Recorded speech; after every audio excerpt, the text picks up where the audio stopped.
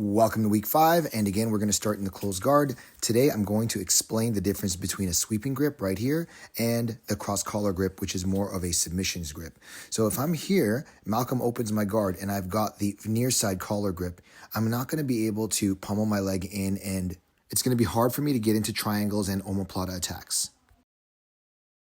As you can see here, the ideal grip once your guard is open is a cross collar grip, so I can pummel my leg in and attack that arm.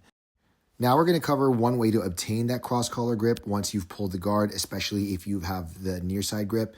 I'm going to break Malcolm's posture first here, because right now if I just reach for the cross collar, he's just going to break my grip and then we're going to be resetting. So it's easier to break his posture, give him a hug, and then sneak my hand in for that cross collar grip, just like this.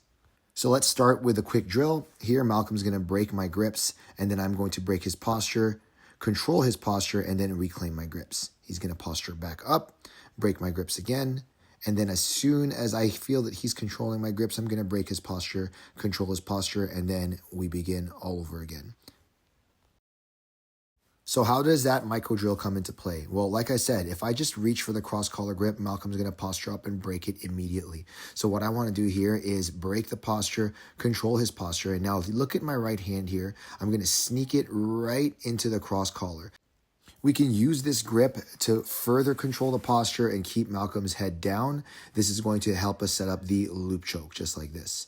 So now if I set up the loop choke flat, it's going to be very hard to get my arm right through. So I need to change my angle, and that way I can put my hand through that loop. Let's do it again. I've broken Malcolm's posture. Now I'm going to reach for that cross collar grip. It's really, really important that you don't feed the grip too tight, because now it's going to be hard for me to get my loop over top. I'm closing that loop. I need my loop open. So I need to get a nice loose cross collar grip, and that way I can help pull Malcolm's head down and through that loop. So here it is again. He tries to break my grip. I break his posture. I sneak in a loose cross-collared grip. And as Malcolm postures up, I come up with him, pull his head down. And right here, I'm going to change my angle so that my hand can go through the loop. Now I pinch my knees and extend. So what happens here if Malcolm starts to posture up and anticipate that loop choke? He's going to start to clear it. So right here, I'm going to take his sleeve, scissor my hips with that tractor motion, and create a knee shield. Now I'm going to set up the scissor sweep with my knee shield. Very important that you get up on your elbow. Same principles as that Kimura hip bump setup. Now I'm going to pull him on top of me once I've extended him at the hip, and once Malcolm tries to pull back, I'm going to kick his knee out and sweep right into the S mount right here. From here, we can go into that arm bar from week 1, the weak side arm bar. Let's do it again. I'm going to set up my loop choke. Malcolm anticipates it and counters it. I take the cross collar and sleeve, set up my knee shield, getting on my elbow and extending Malcolm. Now, right here, let's pause. It's really important that you keep an active knee shield like this. Now you can use that hook to pull him up towards you. This is going to allow Malcolm to step back or try to step back, and that's when you would kick his knee out and finish the scissor sweep. Now I'm going to pull up into the S mount. My hand is going to block his hip just like in week 1, and I'm going to finish the arm bar. So now we're going to cover what happens when they post their leg to avoid the scissor sweep. So here I'm going to set up my scissor sweep. I'm going to extend Malcolm, and Malcolm posts his right leg. Now from here, what I'm going to do is I'm going to make sure I pummel my leg and turn Malcolm's body just like this.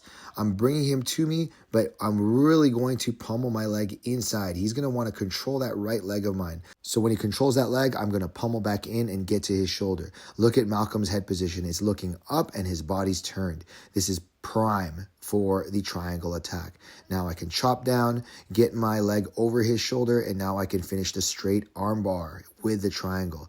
If he tries to counter, I can get his arm across. Here, it just really depends on where you can make the arm straight or keep it straight. When he counters, I can then throw his arm across, keep it straight, and still finish the triangle with the arm bar.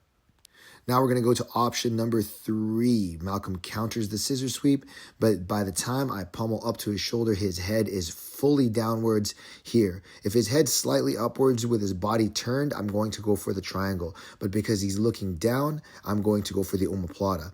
Now watch how I move my hips to the other side of him. I'm going to make sure my left knee is on the outside of his elbow. I'm going to use the foot on his hip to help me swivel my hips around his arm, and now I'm going to utilize the arm lock to make him bend his elbow so that I can throw my leg over for the omoplata. Really important here, you need to block his hips, block him from jumping over you, otherwise you're going to get passed. Keep your legs pinched and straight, shift your body weight to the side before you go for the finish. Now, guys, here's a really neat, very advanced option. Malcolm's going to open my closed guard. I'm going to have my cross collar and sleeve grip. I pummel through. Now I go for that straight arm lock, which turns into the omoplata. I block him from jumping over my body. So now as he rolls, just like this, I'm going to get up on my knees. I'm going to make sure that his arm is still in my pocket. And now I have a sweep. Now I can re-roll and go right back into the omoplata by shoulder rolling through right beside his hips and keeping my legs triangled for that omoplata. And now I can go for more advanced finishes.